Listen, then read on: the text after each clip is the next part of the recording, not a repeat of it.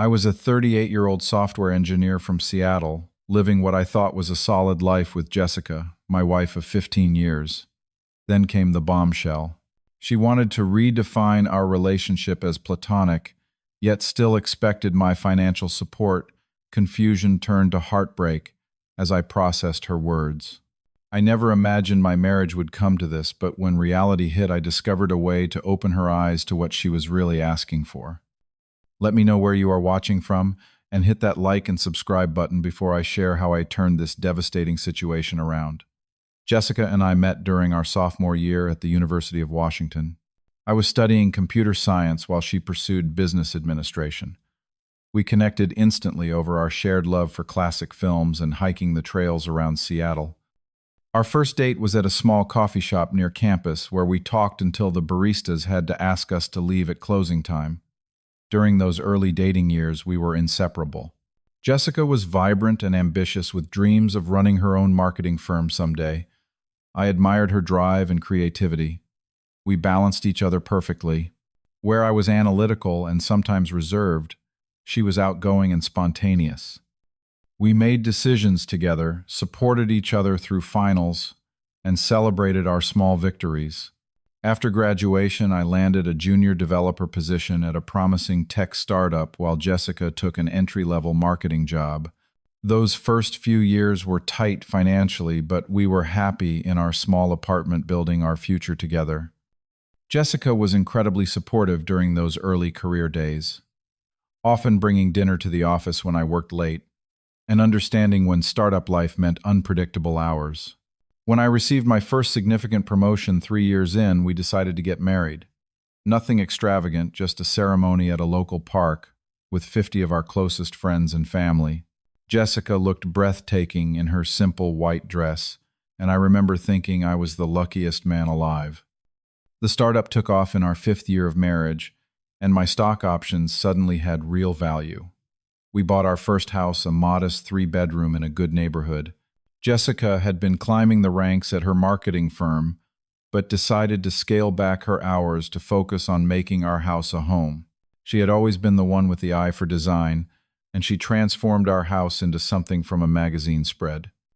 By year 7, the startup was acquired by a major tech company, and I found myself with a substantial windfall and a senior engineering position. We upgraded to our dream home in an upscale Seattle suburb, complete with the gourmet kitchen Jessica had always wanted. She decided to leave her job entirely, focusing instead on our home and social connections, which she believed would help my career advance further. I was earning more than enough for both of us, so it seemed reasonable at the time. Our life settled into a comfortable routine. We took luxury vacations twice a year, joined the local country club where Jessica played tennis, and hosted dinner parties for my colleagues in our growing social circle. We had decided early on not to have children, preferring to focus on each other and our freedom to travel and experience life without constraints. For nearly 14 years, we were the couple others envied. At company events, colleagues would comment on how Jessica and I still looked at each other like newlyweds. Our friends would joke about needing our secret for a successful marriage. I trusted Jessica completely and believed our connection was unbreakable. Looking back, the changes began subtly around our 14th anniversary. Jessica became intensely focused on fitness, joining an exclusive gym downtown and hiring a personal trainer named Troy. Initially, I was supportive, happy that she had found something she was passionate about. She would come home energized from her sessions, talking about new workout techniques and nutrition plans. Soon her entire social circle shifted. Her new friends were all from the fitness community, people I barely knew, despite her occasional attempts to include me in their gatherings. I tried joining her for a few workouts, but I felt out of place among the sculpted bodies and specialized jargon. My software engineer physique and long work hours meant I could never keep up with her new lifestyle. Jessica began spending more time away from home. What started as 3 workout sessions weekly became daily gym visits, often followed by smoothies or dinners with her new friends. When I mentioned that I missed our time together, she would dismiss my concerns, saying I was being clingy or that I should find my own hobbies. Our physical relationship changed too. Jessica started claiming exhaustion from her intense workouts, and intimacy became increasingly rare. When I tried to initiate, she would gently push me away, saying she needed recovery time or that she had an early session the next morning. I tried to rekindle our connection by planning special date nights reminiscent of our early days. I would make reservations at new restaurants or arrange weekend getaways to the San Juan Islands. More often than not, Jessica would find reasons to reschedule or shorten these plans due to conflicts with fitness events or recovery days. Her social media presence grew exponentially during this time. Suddenly, my wife, who had always been private, was posting daily workout photos, meal preparations, and inspirational quotes about personal growth and transformation. Her followers grew into the thousands, many of them men who left comments I found inappropriate. When I mentioned this, Jessica accused me of being controlling and insecure. Around this time, I noticed unusual charges on our credit card statements. Expensive restaurants I had never been to, boutique fitness apparel in quantities that seemed excessive, and spa treatments that Jessica never mentioned. When I asked about these expenses, her explanations were vague, often referencing networking opportunities or necessary self-care for her mental health. The physical dynamics of our home changed as well. Jessica moved into our guest bedroom, claiming my snoring disrupted her sleep and affected her performance at the gym. I offered to see a doctor about the snoring, but she insisted the separate bedrooms were better for both of us. That first night alone in our king-sized bed felt like a chasm had opened in our marriage. Despite growing concerns, I continued to trust Jessica and believed we could work through this phase. I suggested couples counseling, which she immediately rejected, saying there was nothing wrong with our relationship that needed professional help. She was just evolving as a person, and I needed to respect her journey. Our 15th anniversary should have been a celebration of our enduring commitment. I made reservations at Canlis, the upscale restaurant where we had celebrated our engagement. I bought Jessica a platinum necklace with a diamond pendant that I had seen her admiring months earlier. I was determined to reconnect with my wife and rekindle what felt increasingly distant. Jessica seemed nervous throughout dinner, checking her phone frequently and barely touching the expensive wine I had ordered. When I presented her with the necklace, she thanked me with a forced smile, but did not offer to put it on. Instead, she took a deep breath and said there was something important we needed to discuss. She had prepared what felt like a rehearsed speech about relationships evolving and people growing in different directions. My stomach tightened as she spoke about needing space for self-discovery and personal fulfillment. Then came the words that would forever change our marriage. Jessica wanted what she called a platonic companionship. She no longer felt romantic love for me, but valued my friendship and stability. She emphasized how much she respected me as a person and appreciated our history together.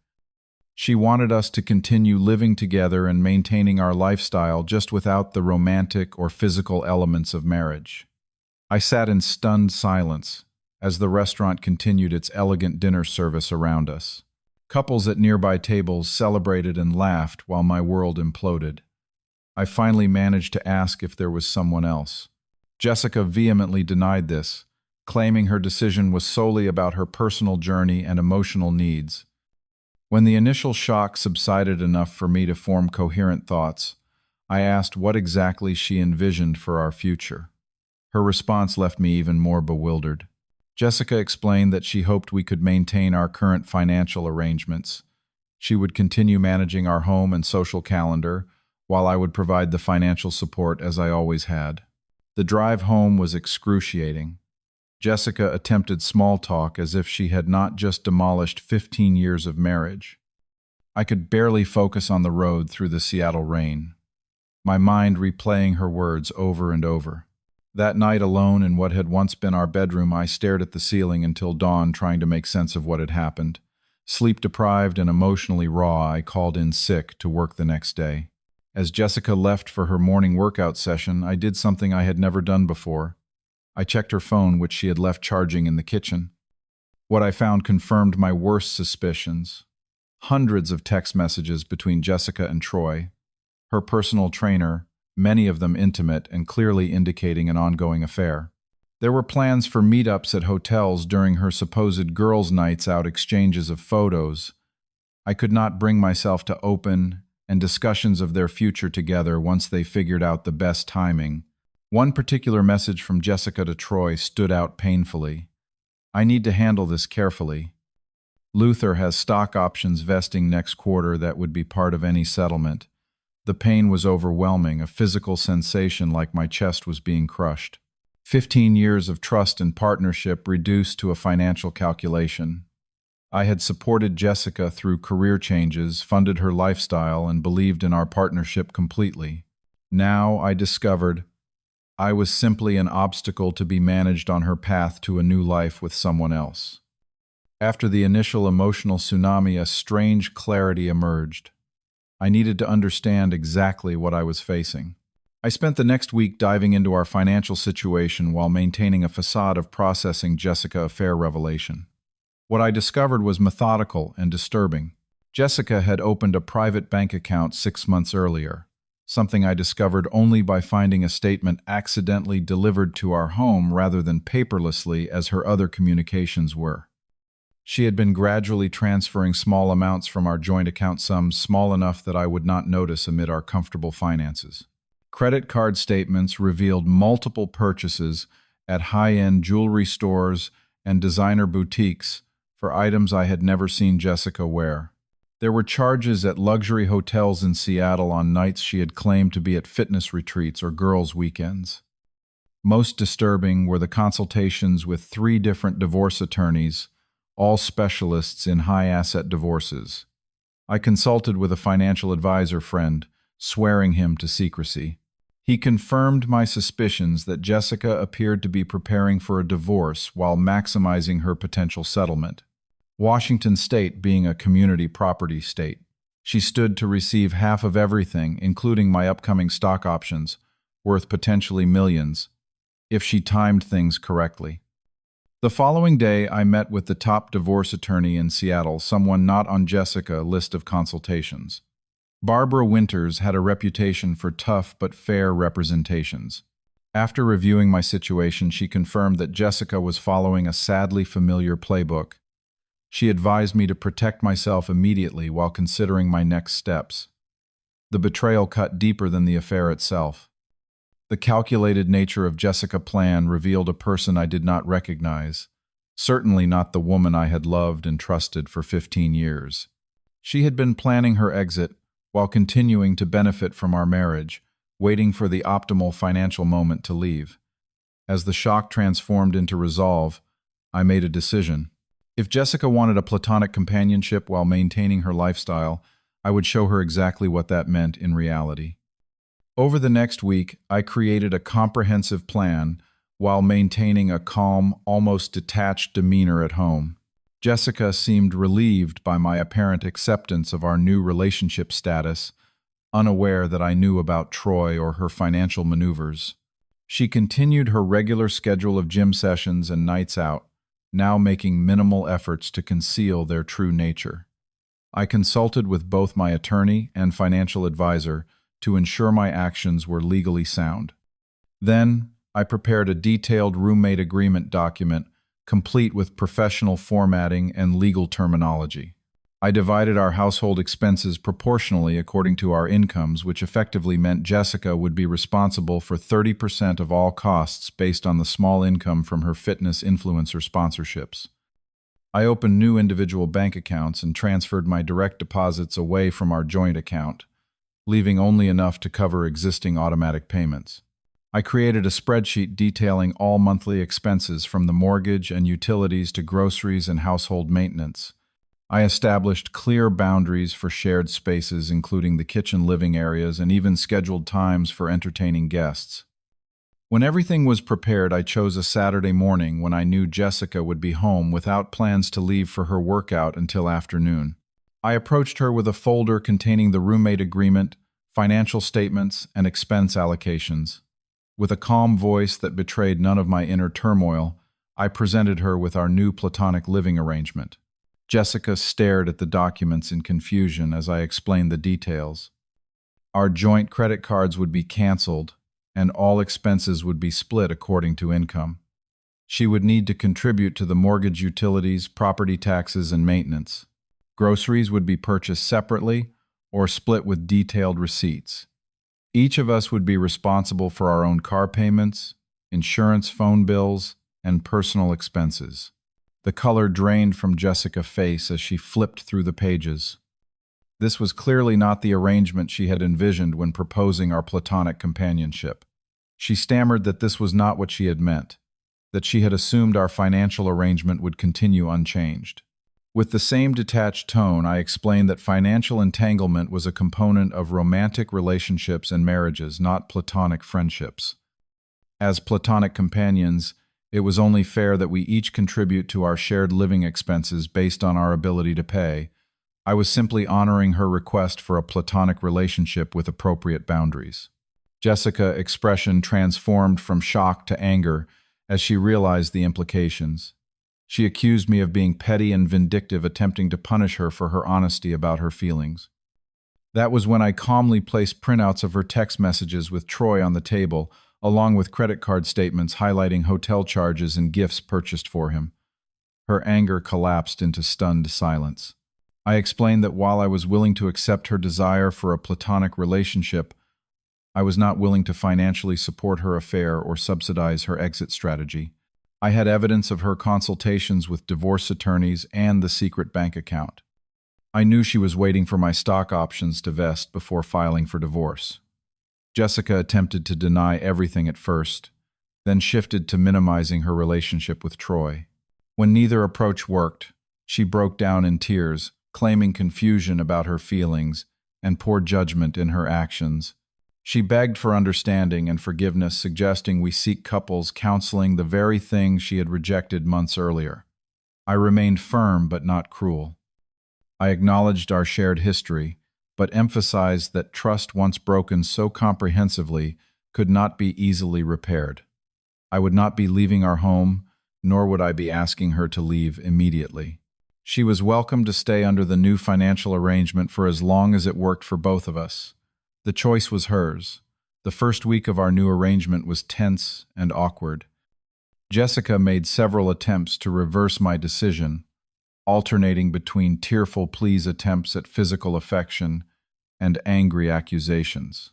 I maintained my boundaries calmly, referring back to her own words about wanting a platonic relationship.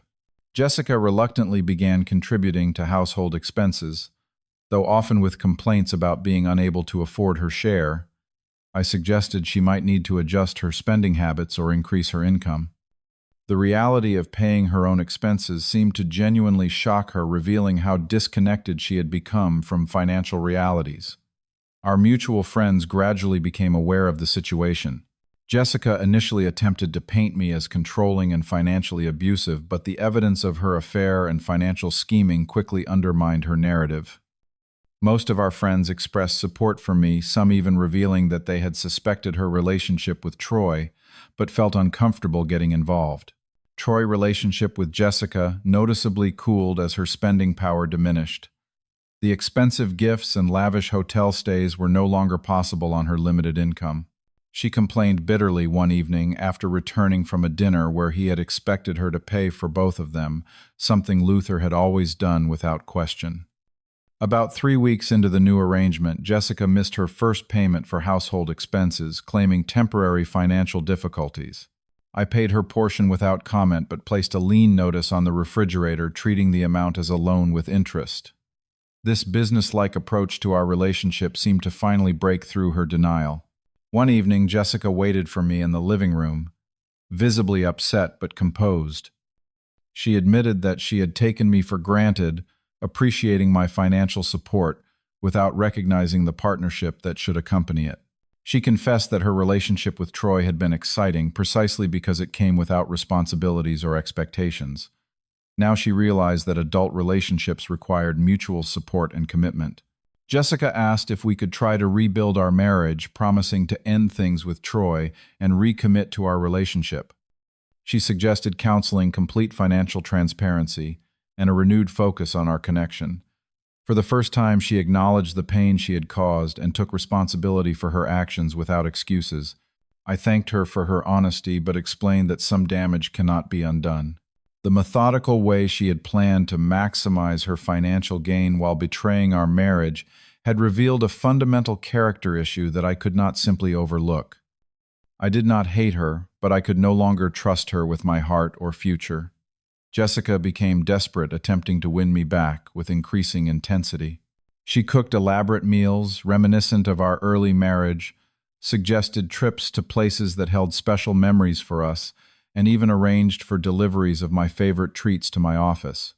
When these gestures failed to change my position, her behavior shifted again, this time to resignation and occasional hostility.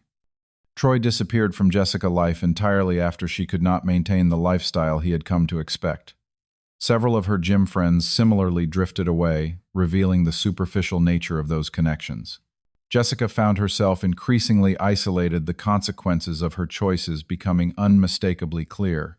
The dissolution of a 15-year relationship does not happen cleanly or quickly. Over the next several months, I focused on rebuilding my own life while Jessica gradually accepted the inevitability of our divorce. I reconnected with old friends. I had joined a hiking club that explored trails throughout the Pacific Northwest and began therapy to process the betrayal and loss.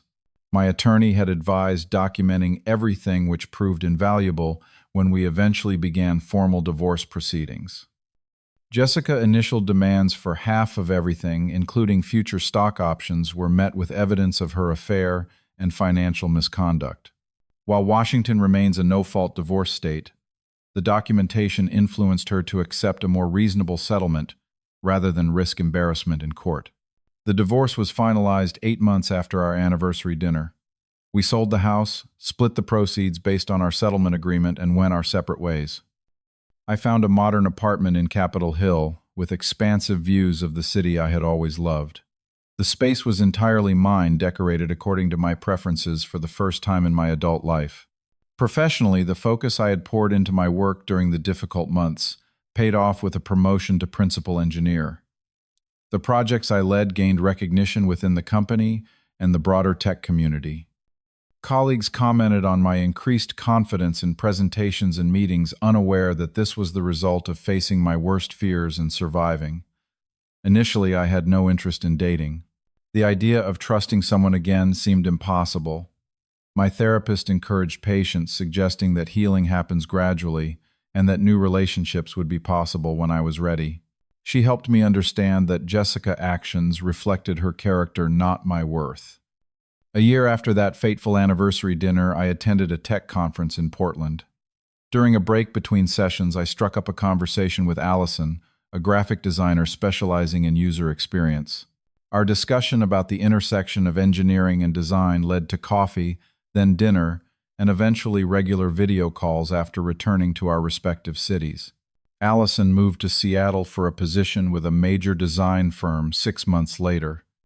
Our relationship progressed naturally, built on mutual respect and genuine connection. I was transparent about my divorce and the lessons learned, and she appreciated my honesty. With Allison, I established healthy boundaries from the beginning, including financial independence for both of us, despite the difference in our incomes. On the day my divorce had been finalized a year earlier, I received an unexpected message from Jessica. She asked to meet for coffee, promising it would be the last time she would reach out. Against my better judgment. But seeking closure, I agreed. Jessica looked different, less polished, but somehow more authentic. She had found full-time employment at a marketing firm and was living within her means for perhaps the first time in years. She thanked me for the wake-up call that our split had provided, acknowledging that she had lost herself in materialism and external validation. She made one final attempt at reconciliation, suggesting that we had both grown and might be able to build something new. I listened respectfully, but explained that I had found peace in my new life and relationship. Some chapters are meant to end so new ones can begin. We parted with a handshake, the physical distance between us reflecting the emotional journey we had both traveled. Today, 2 years after Jessica asked for a platonic companionship, I can look back with perspective rather than pain. The experience taught me invaluable lessons about self-worth, boundaries, and the true nature of partnership. I learned that supporting someone should never come at the expense of your own dignity, and that love without respect is simply not enough. Allison and I recently moved in together with a carefully crafted agreement that reflects our shared values and independent identities. Our relationship is built on choice rather than convenience or financial benefit. We choose each other daily, contributing equally to our shared life in ways that extend beyond money. I occasionally hear updates about Jessica through mutual acquaintances. She struggled financially for a time, but eventually found her footing. The last I heard, she was dating someone new, supposedly with a more grounded approach to relationships. I wish her well, genuinely hoping she found the lessons worth the cost.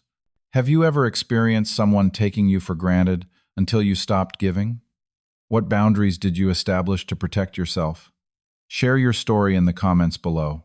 If this resonated with you, please hit that like button and subscribe to hear more real-life experiences. And remember, sometimes the most loving thing you can do for yourself is to honor your own worth, even when others fail to see it. Thank you for listening to my journey.